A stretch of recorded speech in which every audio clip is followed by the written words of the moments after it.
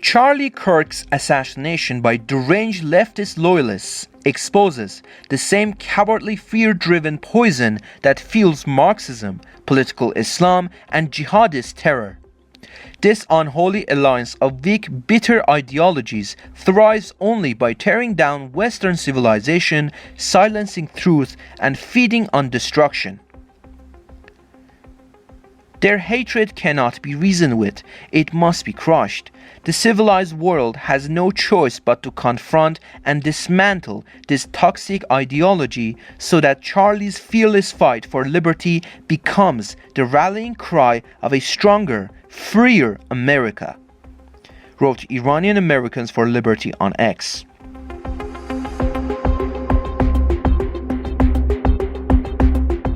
On September 16, 2022, 22-year-old Mahsa Amini had her life brutally taken by Iran's oppressive Islamic regime for daring to exist without wearing the hijab.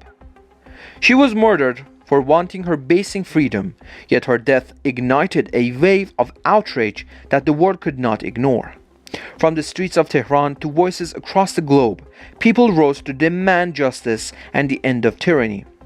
To this day, Mahsa's name still echoes as a symbol of courage and the undying human desire for freedom.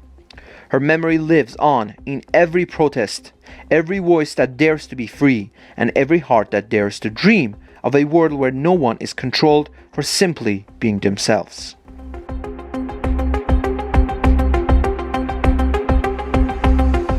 We don't want spectators. Join us. On the third-year commemoration of the government killing of Mahsa Amini, citizens of Kianmehr, Karaj, took to the streets and chanted anti-government slogans. Also on the third-year commemoration of the government killing of Mahsa Amini, citizens of Iraq took to the streets. Protest gathering in Mashhad on the third-year commemoration of the state-sanctioned killing of Mahsa Amini.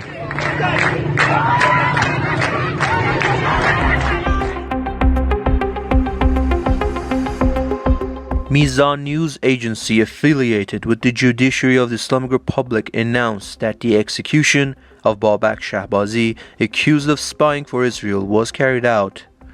According to this news agency, Mr. Shahbazi was hanged after being charged with intelligence and security cooperation with Israel and sharing information with individuals connected to that country. His sentence was carried out following judicial proceedings and confirmation by the Supreme Court. His death sentence had previously been issued by Abul Qasim Salawati, head of Branch 15 of Tehran's Revolutionary Court, and later upheld by the Supreme Court in July of the same year.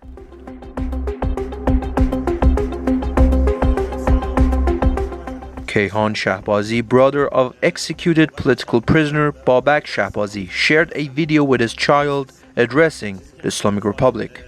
Don't think killing an innocent person will scare Iran's freedom-loving people.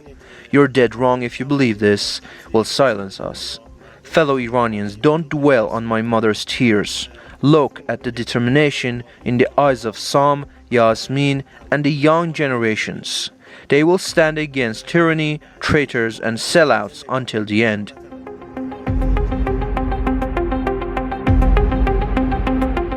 On the anniversary of Navid Afkari's execution, his brother Saeed Afkari shared a video and republished a short text written by their other brother, Habib Afkari, who remains in prison. The text begins at midnight on September 12th. In it, Habib, remembering his brother Navid, speaks of bitter childhood memories, the time of his arrest, the torture he endured, and the day of his execution. He writes, "They are lying. It is possible to let a prisoner know where he is being taken?" Habib Afkari, recalling the recurring nightmares of Navid's execution and the presence of their other brother Vahid, repeatedly imagines Navid alive in his dreams and thoughts. He also remembers Navid's first day of school, their mother's gaze and her warning to take care of him. By the end, he writes to his mother, "My mother is still staring at my face. Navid is no longer breathing. Time no longer moves." Navid Afkari, the Iranian wrestler, was executed in Shiraz.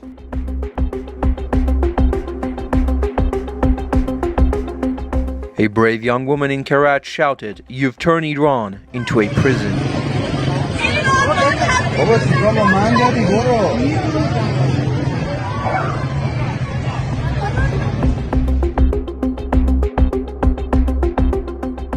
A group of security guards at the Marble Palace in Ramsar, Mazandaran, attacked women present there under the pretext of improper hijab and physically assaulted them. The nature of the Islamic Republic will not change, whether by hosting free concerts and dancing at Niavaran Palace or by allowing semi-optional hijab in the capital and certain select locations.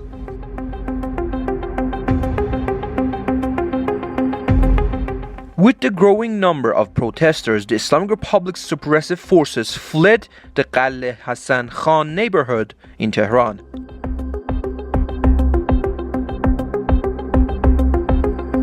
The Director General of Education for West Azerbaijan Province announced that the region faces a shortage of about 8,000 classrooms, with 260 portable container schools currently operating across the province.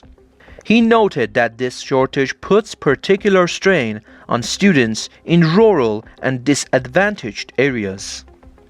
Despite these gaps, officials say several construction projects are underway to help ease the problem.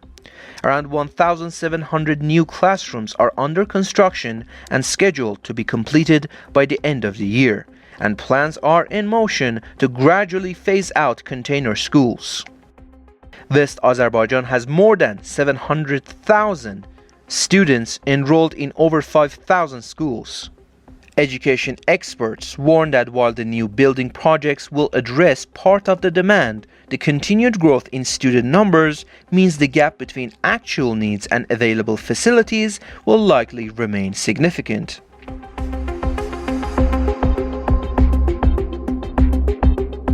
Asghar Sepehri, brother of imprisoned pro-monarchy activist Fatemeh Sepehri, has shared a new message describing her worsening health and harsh prison conditions.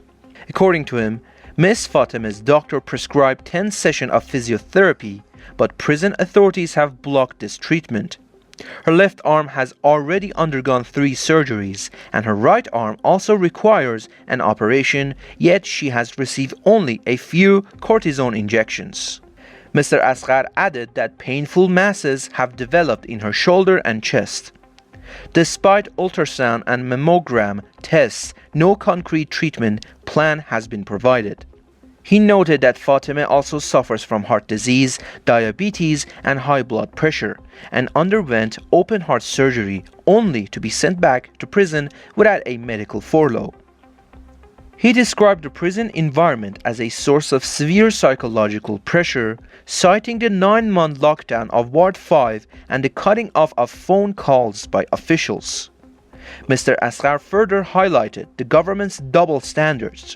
While state media calls someone arrested in France on charges of supporting Hamas a political prisoner, Fatemeh Sepehri is prosecuted and harshly sentenced as a security prisoner, accused of collaboration with hostile states, charges for which no evidence has been presented during her 3 years of detention.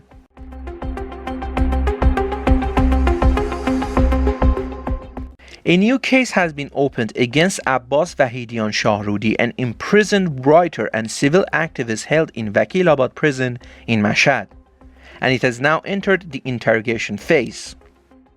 A session was held in a branch of the Mashhad Public and Revolutionary Prosecutor's Office to address the new charges, reportedly triggered by a letter he released from inside prison. According to an Instagram account attributed to Mr. Wahidian Shahrudi, the interrogation and formal charging took place without any official notice to him or his attorney. He suffers from health issues including heart palpitations, high blood pressure, and gum infection, yet has been denied specialized medical care. Despite a forensic medical report stating he was unfit to remain in prison, the court rejected his request for release. Mr. Wahidian Shahrudi has previously been arrested and tried multiple times. He was sentenced to 10 years in prison on charges of forming a group to act against national security and collaboration with opposition groups. He has been arrested multiple times. Among his published works is the book The Return of Genghis Khan.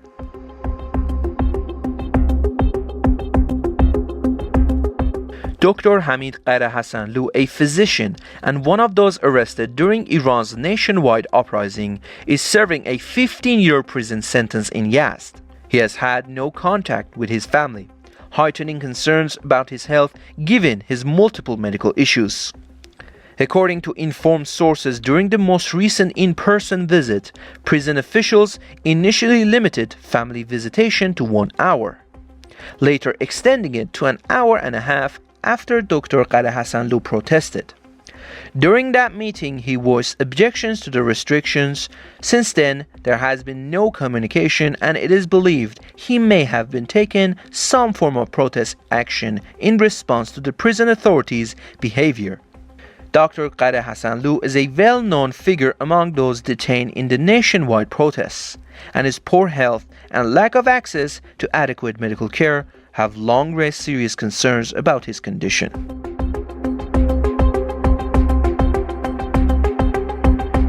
Just 2 days before the commemoration of Irfan Khazai's death, security forces stormed his gravesite and violently destroyed his headstone.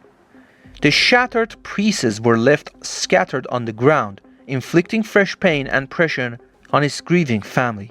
This act not only targeted the memory of a slain protester, but also reflected the government's ongoing policy of repression and intimidation, in clear violation of basic human rights and fundamental human dignity.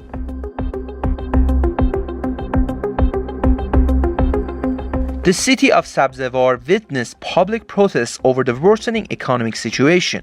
According to videos shared on social media, groups of residents in various neighborhoods took to the streets, chanting anti-government slogans to express their anger and frustration.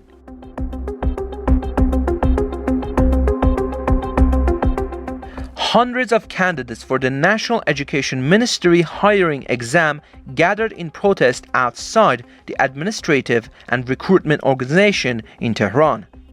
Many said that despite earning high scores, they were denied employment because of discriminatory weighting and unfair bonus criteria in the selection process.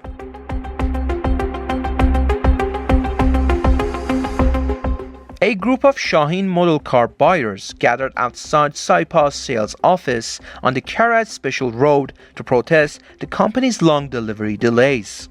Despite having paid in full, many said they have waited 7 to 10 months without receiving their cars and face contradictory responses and a lack of transparency from company management.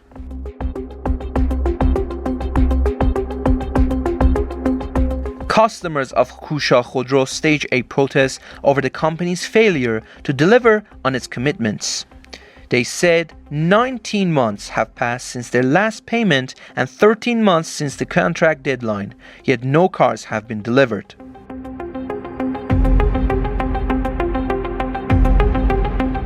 Workers from the National Steel Group in Ahvaz once again staged a protest. Facing months of financial hardship, they took to the streets to demand action after nearly 2 months of unpaid wages, the cancellation of meal provisions, and the loss of supplemental health insurance.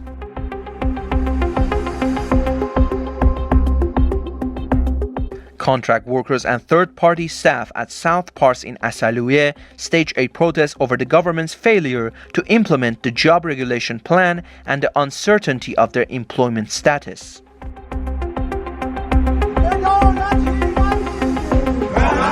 Retired telecom workers in Tehran, Tabriz, Isfahan, Kermanshah, Kurdistan and Zanjan staged a protest over poverty, harsh living conditions, and the authorities' neglect of their demands.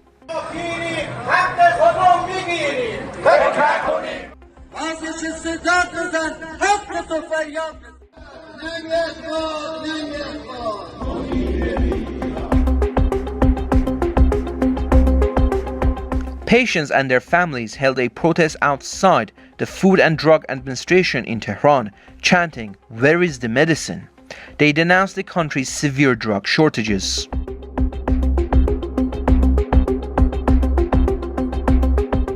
In the Tehran Pars neighborhood of Tehran, protesters chanted "Death to Khamenei, death to Khomeini, death to the dictator, death to the child-killing regime.